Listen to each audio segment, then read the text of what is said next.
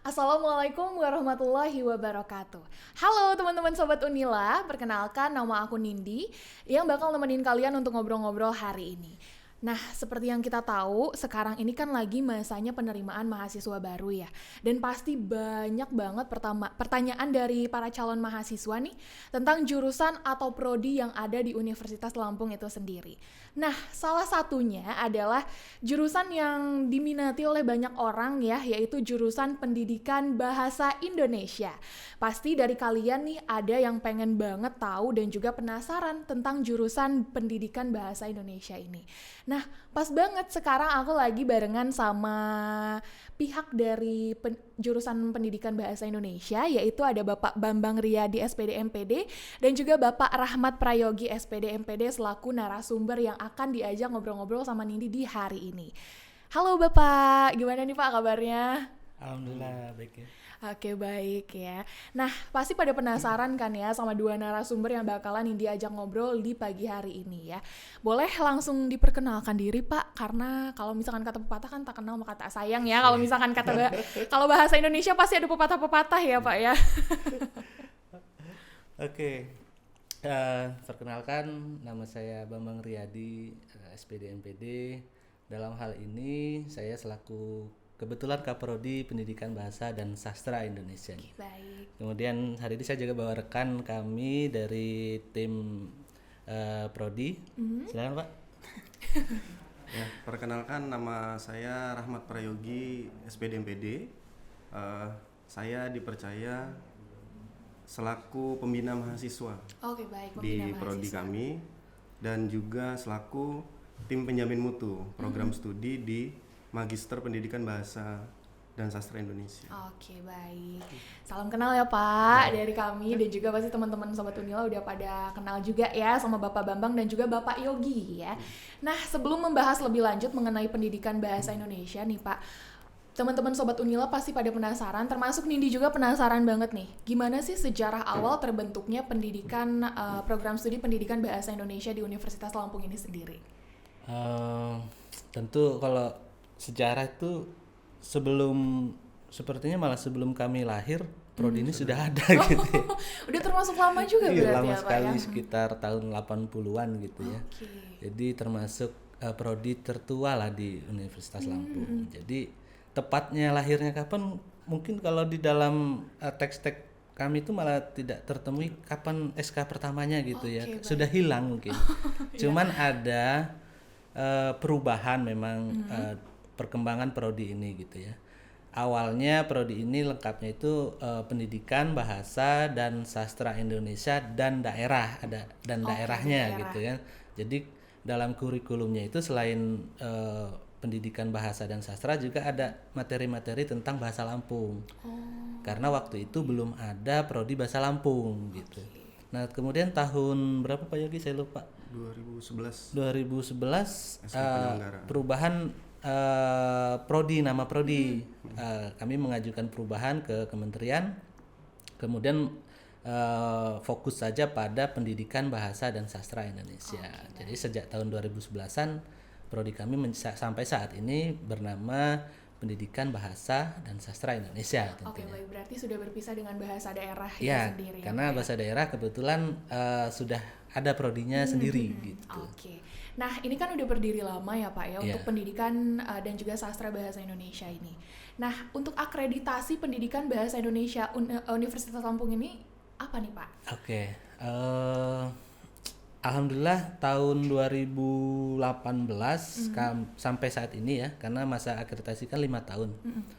Itu akreditasinya A. Kalau dikonversi sekarang tuh unggul gitu. Tapi tahun 2003 tahun depan habis, kami akan reakreditasi ulang. Gitu. Diurus ulang ya Pak ya untuk akreditasinya tuh. Jadi buat para mahasiswa nih, calon mahasiswa ya Sobat Unila, nggak perlu khawatir karena akreditasi pendidikan bahasa Indonesia itu udah A ya Pak. Oke. Dan untuk visi misi dari pendidikan bahasa Indonesia nih Pak, pasti pada penasaran juga lah ya.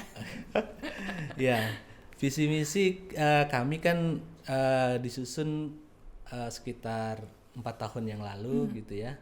Jadi tentu target kami dalam hal visinya adalah untuk mencapai unggul gitu waktu itu gitu. baik. Namun sudah tercapai.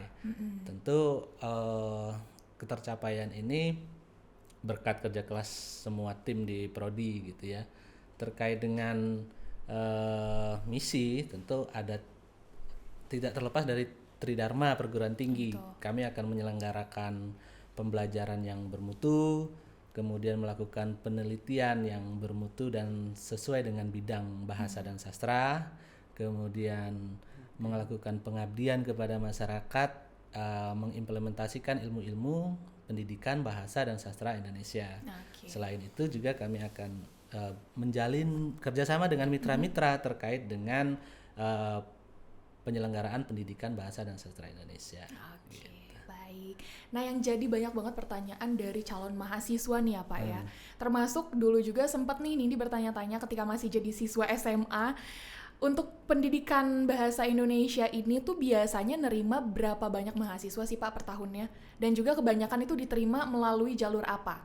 Oke, mungkin Pak Yogi yang Ya, mahasiswa boleh, Pak Yogi. yang hafal ya. Jadi untuk kita PMB itu paling banyak pendaftar dari SBMPTN. Oke, dari SBMPTN. Dari SBMPTN itu hampir 50-60%-nya dari SBMPTN. Kemudian untuk range berapa jumlahnya, itu kita di 2 tahun belakangan ini 100 lebih peminat dari sekolah menengah ya, sekolah menengah atas utamanya. Kemudian untuk SNMPTN itu memang menjadi lumbung kami juga, tapi tidak terlalu banyak. Dan ada juga dari jalur mandiri, PMPAP, bidik misi dan seterusnya. Baik. Memang yang menjadi besar pemasukan itu dari SBMPTN. Oke. Gitu. Jadi Ya. kalau misalkan ya Pak, Ya, saya tambahkan bahwa kalau kuota di prodi kami itu menerima 2 kelas ya. 2 kelas. Secara kuota kami selalu meningkat ya. Di awal-awal satu kelas itu 40 mahasiswa, jadi 2 kelas 80 mahasiswa ya kuotanya. Kemudian 1 tahun terakhir ini kami diminta untuk menambah kuota, 1 kelas itu menjadi 50. Jadi kalau 2 kelas jadi 100. Itu yang kami terima di prodi. Dan 2010, 2021 dan 2020 ya per tahunnya itu 90 sampai 100 gitu. Oke, berarti untuk di total itu 90 sampai 100 mahasiswa yang diterima. Yang Diterima per tahunnya. Per tahunnya. Kalau peminatnya tentu ya Banyak banyak banget sekali pastinya gitu ya Pak ya. Oke, ini kan selain ada S1 pastinya juga ada program magister ya Pak, alias S2. Nah, untuk penerimaannya sendiri ini program magister itu tuh biasanya sama dengan S1 ataukah ada tanggal pendaftaran yang berbeda? Ya. Setahu saya terpisah ya penerimaan antara S1 dan S2 ya. Biasanya tesnya itu S1 terlebih dahulu, kemudian baru nanti ada pendaftaran magister pasca ya, baik S2 maupun S3 gitu. Jadi tidak bersama-sama dengan S1 gitu. Kalau S2, S3 kan tidak ada jalur-jalur SBM gitu ya. Oke, baik. Nah, pasti para calon mahasiswa juga bertanya-tanya ya, apalagi Sobat Unila nih, persiapan yang harus disiapkan selain tes akademik nih Pak, apalagi kan kalau misalkan SBMPTN itu pasti harus dipersiapkan banget ya Pak ya untuk tes akademik dalam mendaftarkan diri untuk menjadi mahasiswa dari prodi ini. Nah, selain tes akademik, itu tuh apa Pak yang harus dipersiapkan nih? Apa? Coba Ya, untuk prodi kami pendidikan bahasa dan sastra Indonesia itu tidak ada tes selain tes potensial akademik memang. Jadi mungkin Sobat Unila bisa dengan lega hati gitu dan lega perasaan bahwa kami tidak ada tes berikutnya gitu. Kalau di pendidikan jasmani mungkin ada tes fisik dan lain sebagainya, tapi kalau untuk prodi pendidikan bahasa dan sastra Indonesia tidak ada. Oke, Jadi hanya pure pendidikan bahasa dan sastra Indonesia, ujiannya di SBMPTN, maka hanya tes potensi akademik itu aja. Oke, berarti tes akademik aja Iya. ya Sobat Unila, nggak ada Tidak bikin ada. puisi, nggak ada disuruh bikin Tidak cerpen atau apa gitu ya. Dan juga nih di prodi bahasa Indonesia ini sendiri nih Pak, apa aja sih Pak yang dipelajari selain bahasa Indonesia itu sendiri? Adakah hal lain yang dipelajari? Ya, kalau prodi kami kan tadi pendidikan bahasa dan sastra Indonesia. Tentu selain bahasa kita belajar tentang sastranya juga gitu. Baik. Tetapi secara keilmuan kami itu bisa dikatakan dikelompokkan beberapa kelompok. Yang pertama adalah tentang kebahasaan itu sendiri, belajar tentang linguistik, morfologi, sintaksis, semantik gitu. Kemudian belajar tentang ilmu sastra, pengantar sastra, apresiasi sastra, kajian sastra gitu. Kemudian pedagogik itu sendiri, pengajarannya, karena kita kan tidak terlepas dari menciptakan guru-guru bahasa Indonesia gitu. Maka bekal pembelajaran ilmu-ilmu pembelajaran ilmu-ilmu pendidikan itu juga ada dalam kurikulum, misalnya metode pembelajaran, kemudian micro teaching. Nah, kemudian kami juga membekali mahasiswa kami itu adalah dengan keterampilan-keterampilan lain yang sesuai dengan minatnya gitu. Misalnya kalau mahasiswa kami suka dengan sastra nih, kami akan membekali dengan teater. Mata kuliah dikelompokkan jadi teater. Kemudian mahasiswa kami ada yang berminat ke bidang jurnalistik gitu ya. Kami juga ada, tapi membekali mata kuliah kejurnalistikan. Kemudian senang dengan BIPA.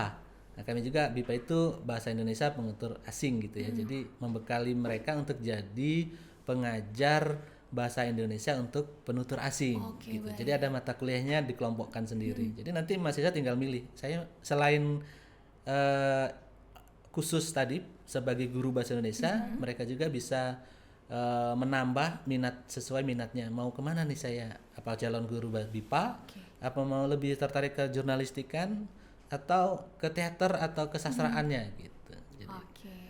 Jadi berarti itu tuh nanti ketika kita sudah masuk ke jurusan pendidikan dan juga sastra bahasa Indonesia, itu tuh ada penjurusan yang lebih dalam lagi gitu Pak, atau gimana ya? Minat sebenarnya. Lebih ke minat ya. Jadi mata kuliah itu dikelompok-kelompokkan menjadi mata kuliah pilihan. Jadi satu kelas nih, misalnya 40 mahasiswa, bisa berbeda-beda minatnya kan, gitu. Misalnya 10 orang yang 10 orang ini minat ke jurnalistik, maka dia ngambil pilihan di jurnalistik, maka tidak ngambil BIPA gitu, tidak ngambil ke sastranya, teaternya gitu. Baik. Dan pilihan itu sudah cukup untuk sampai kan kita minimal itu kan 144 SKS untuk lulus ya. Betul. Itu sudah mengambil paket itu sudah cukup gitu. Berarti kita terfokus ke satu yang emang kita minati gitu ya Pak. Dan juga nih untuk perbedaan yang spesifik Pak antara program studi bahasa dan juga sastra bahasa Indonesia di Universitas Lampung dengan program studi seperti sastra Indonesia di universitas lain. Karena kan kalau misalnya di universitas lain tuh Pak ada juga jurusan sastra Indonesia gitu ya Pak. Nah, untuk perbedaannya itu apa nih Pak? Ya kalau kita dengan yang murni jelas berbeda ya, karena kan ada prodi yang khusus kebahasaan. Betul. Atau prodi sastra gitu. Kalau kami kan ada pendidikannya gitu, jadi jelas sudah jauh berbeda. Tapi kalau yang sama-sama pendidikan bahasa dan sastra Indonesia, saya rasa dari segi kurikulum tidak jauh berbeda ya. Karena biasanya kami itu terikat oleh asosiasi program studi gitu. Jadi di asosiasi itu semua prodi pendidikan bahasa Indonesia yang ada di Indonesia itu harus mengacu pada batasan atau anjuran-anjuran mata kuliah apa saja yang harus ada di prodi tersebut gitu. Tetapi yang bisa membedakan tentu tadi peminatan tadi. Kalau di prodi kami ada 4 peminatan, mungkin di prodi lain ada banyak atau malah nggak ada gitu kan. Nah itu mungkin yang bisa membedakan, selain juga ya tadi sih akreditasi ya. Kalau kami kan sudah A gitu. Udah Kalau unggul setahu ya, saya di Lampung yang yang di Lampung ya, prodi sejenis baru kami yang A gitu. Oke, berarti udah keren banget nih prodi bahasa Indonesia ya. Jadi nggak perlu ragu-ragu lagi untuk milih prodi pendidikan dan juga sastra bahasa Indonesia ya Pak ya. Dan juga nih Nindi tuh pernah banget ya mikir kayak untuk prospek kerja di setiap jurusan itu apa. Nah kalau misalkan di prodi pendidikan dan juga sastra bahasa Indonesia ini, prospek kerja nanti ketika kita sudah lulus itu tuh bisa jadi apa nih Pak? Selain jadi guru, pasti bisa kan ya Pak ya jadi guru karena prodi pendidikan. Kalau untuk yang lain, ini bisa apa nih Pak? Apa Pak Yogi? Pak Yogi mungkin bisa dijelaskan kepada calon mahasiswa nih. Iya. Jadi dari kurikulum yang ada di program studi, kami itu memang sudah mempersiapkan lulusan kami itu memiliki kompetensi di bidang-bidang tertentu gitu ya. Seperti mungkin dari lulusan kami ada juga yang bukan menjadi guru. Ada juga yang menjadi mungkin pegawai bank, kemudian mungkin translator dan lain sebagainya. Ya itu semua memang menjadi sebuah mungkin dinamika gitu ya. Karena tentu saja harapan kami lulusan pendidikan ya tentu saja bakatnya adalah menjadi guru gitu. Tetapi ada juga yang memang tidak menjadi guru gitu. Dan itu ya bukan keinginan kami, tetapi memang pilihan mahasiswanya masing-masing. Pilihan mahasiswanya masing-masing. Mungkin buat para mahasiswa yang nantinya pengen jadi translator, boleh banget ya masuk ke jurusan pendidikan dan juga sastra bahasa Indonesia ya Pak ya. Ya, boleh saya tambahkan begini. Boleh. Bahwa profil utama kan kita menciptakan alumni kami itu fokus pada guru bahasa Indonesia di sekolah ya, baik tingkat SMP dan SMA, SMK gitu. Itu profil tujuan utamanya. Alumni kami itu bekerja sebagai guru. Tetapi pada kenyataannya banyak juga alumni kami itu yang tidak jadi guru, jadi wirausaha, kemudian di bank, bahkan polisi, tentara gitu ya. Tapi prodi saat ini memang membekali keterampilan lain tadi. Misalnya tidak jadi guru di sekolah, bisa jadi guru BIPA tadi. Kalau dia memang minatnya jadi guru BIPA, karena banyak juga dari alumni kami yang sekarang ini menjadi pengajar BIPA gitu. Kemudian banyak juga yang jadi seniman. Gitu ya, jadi sastrawan gitu, penulis buku, beberapa alumni bahkan sebelum yang sedang kuliah ini mereka sudah banyak juga yang menjadi penulis gitu ya. Dan keren. Juga pemenang lomba-lomba pencipta novel cerpen gitu, dan itu menurut saya juga sebagai profesi juga ya. Sebagai penulis novel itu. Nah, kami juga menekankan bahwa kalau memang punya bakat menulis sastra, nah gitu, ya ayo gabung dengan prodi kami, akan kami asah lagi, kami kembangkan gitu. Ini sudah terbukti beberapa mahasiswa kami sudah menciptakan yang memang minatnya ke situ, menghasilkan dan bahkan ada juara juga gitu dalam bidang sastra. Kemudian yang tadi jurnalistik, beberapa alumni kami juga banyak yang jadi wartawan gitu, di Lampos, di Radar gitu ya, bahkan jadi tim kalau di itu tuh penyunting bahasa sebelum berita terbit, editornya ya. Nah, itu di Lampung Pos ada beberapa alumni kami yang sebagai editor berita gitu. Memang di mata kuliah penyuntingan kami bekali juga itu mata bagaimana sih menyunting bahasa sebelum diterbitkan gitu. Sebagai translator juga mungkin ada ya. Jadi ya pokoknya terkait dengan kebahasaan dan kesastraan, insya Allah kalau berminat silahkan gabung, dan pekerjaan tentu masih terbuka luas untuk bidang bahasa dan sastra Indonesia gitu. Sobat Unila, apalagi buat para calon mahasiswa ya, jangan ragu karena untuk prospek kerjanya pun termasuk luas ya kalau ini boleh simpulkan ya Pak ya. Dan untuk lebih memberikan kayak keyakinan nih kepada para calon mahasiswa yang pengen milih prodi bahasa dan juga sastra bahasa Indonesia nih Pak, kenapa harus milih program studi bahasa Indonesia di Universitas Lampung ini sendiri? Apa keunggulannya, mungkin boleh disampaikan ke para calon mahasiswa dan juga Sobat Unila nih Pak?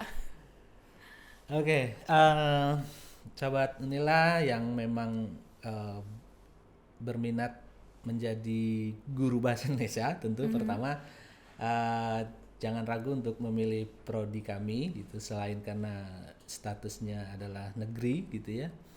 Kami juga sudah memiliki akreditasi A dan insya Allah akan dipertahankan seterusnya. Kemudian bagi memang mahasiswa yang memiliki bakat di bidang sastra, kami juga akan membekali kalian untuk mengasah kemampuan kesastraannya, baik dalam penciptaan karya-karya sastra maupun dalam mengapresiasi karya sastra maupun sebagai peneliti sastra gitu. Atau yang tertarik dengan ingin mengajar bahasa Indonesia di luar negeri misalnya untuk orang asing, maka juga di prodi kami akan dibekali keterampilan-keterampilan bagaimana menjadi pengajar bahasa Indonesia untuk orang asing. Atau yang ingin tertarik juga dengan kejurnalistikan misalnya, ya kami juga ada kelompok mata kuliah itu tadi. Kemudian yang jelas prodi kami selalu menawarkan program-program yang menarik di bidang pendidikan bahasa dan sastra Indonesia yang insya Allah itu akan bisa menjadi bekal masa depan calon mahasiswa kami ke depannya. Oke. Gitu. Dan juga tadi tuh ada yang kelewatan nih Pak. Adakah sistem penerimaan maupun pembelajaran yang membedakan antara S1 dengan juga program magister? Karena pasti selain para calon mahasiswa ada juga yang ingin melanjutkan studi, tapi pada bingung nih. Yang membedakannya itu apa tuh antara S1 dengan S2 untuk pendaftaran dan juga pembelajarannya? Yang ya tadi jelas bahwa kalau di Unila sendiri kan program studi tidak bisa menerima mandiri ya, tetapi kita pendaftaran itu satu pintu di universitas gitu. Okay. Kalau tidak salah pendaftaran bisa dicek melalui simanila.acid gitu ya. Nanti bisa dicek di situ apa sih syarat-syaratnya untuk pilih program studi yang ada di Unila gitu. Kalau tertarik dengan bahasa Indonesia ya bisa pilih pendidikan bahasa Indonesia. Kemudian yang ingin mendaftar di Pasca, di situ juga ada waktu kapan mulai pendaftaran sampai tesnya kapan. Pokoknya ada di satu pintu di web Unila itu. Silakan dicek di sana. Kemudian tadi bahwa kami sendiri bahasa Indonesia sudah memiliki magisternya kan, S1, kemudian ada S2 pendidikan bahasa dan sastra Indonesia juga. Pengajar-pengajarnya tentu yang sama antara S1 dan S2 itu dosen-dosennya sama juga. Yang mengajar di S1 juga akan mengajar di S2. Yang jelas yang bergelar doktor ya, karena kalau mengajar S2 itu minimal emang harus S3 gitu. Jadi bahasa Indonesia di Unila itu memiliki S1 dan S2. Jadi kalau yang berminat melanjut dari lulus S1 kemudian ingin melanjutkan ke jenjang lebih tinggi ya bisa daftar di S2-nya. Atau dari luar juga yang dari prodi-prodi lain yang sejenis ingin mendaftar pasca atau magister bahasa Indonesia ya bisa cek di websitenya. Saya rasa ini sudah bukaan ya. Masa-masa ini sudah dibuka untuk pendaftaran pasca gitu. Kalau yang S1 yang mandiri yang setahu saya yang sedang buka gitu. Nah, jadi peminat-peminat silakan cek aja di website Unila, lengkap semua alur-alurnya dan syarat-syaratnya. Oke, boleh buat yang berminat nih Sobat Unila langsung aja dicek di website Simanila ya Pak ya. Oke. Dan yang terakhir nih Pak, pesan-pesan untuk Sobat Unila pastinya juga khususnya untuk calon mahasiswa baru dari program studi pendidikan bahasa dan sastra Indonesia ini sendiri. Apa nih Pak? Mulai dari Pak Bambang dulu boleh? Oke, yang tentu untuk para calon mahasiswa jangan ragu untuk memilih program studi pendidikan bahasa sastra Indonesia FKIP Unila karena prodi kami tentu akan membekali keterampilan-keterampilan menjadi guru, menjadi pengajar BIPA, menjadi penulis atau penggiat sastra, dan juga ke bidang jurnalistikan. Jika ya kalian memiliki bakat minat di bidang itu, silahkan gabung dengan kami. Insya Allah kami akan mengembangkan bakat kalian untuk bisa berkembang dan lebih menjadi bekal untuk masa depan kalian ke depannya. Oke, baik. Terima kasih Bapak Bambang. Untuk Bapak Yogi? Ya, dari saya bagi Sobat Unila yang akan bergabung di Pendidikan Bahasa dan Sastra Indonesia, tidak usah pikir panjang. Selain akreditasi A, kita juga memang memfasilitasi kan dari jenjang SD, SMP, SMA, bahkan sampai perguruan tinggi itu butuh bahasa Indonesia. Betul. Tentu saja peluang kerja sangat banyak, tidak usah cari-cari jauh-jauh. Di Lampung sudah ada program studi yang akreditasi A, dan ya tidak ada pilihan lain selain bahasa Indonesianya Unila gitu. Jadi buat Sobat Unila jangan ragu lagi untuk milih program studi pendidikan bahasa dan sastra Indonesia ya. Nah, itu tadi informasi seputar dengan jurusan pendidikan bahasa dan sastra Indonesia dari Universitas Lampung sendiri yang udah kita bahas langsung dari pihak Prodi Pendidikan Bahasa dan Sastra Indonesia sendiri. Semoga kebingungan dan juga rasa ingin tahu teman-teman semua itu bisa terjawab ya dari podcast ini. Dan untuk Bapak Bambang dan juga Bapak Yogi, terima kasih banyak sudah menyempatkan waktunya hadir di podcast kali ini dan juga ngobrol-ngobrol seputaran jurusan pendidikan dan sastra bahasa Indonesia Universitas Lampung ini sendiri. Saya Anindya pamit undur diri. Wabillahi taufiq wal hidayah. Wassalamualaikum warahmatullahi wabarakatuh. Waalaikumsalam.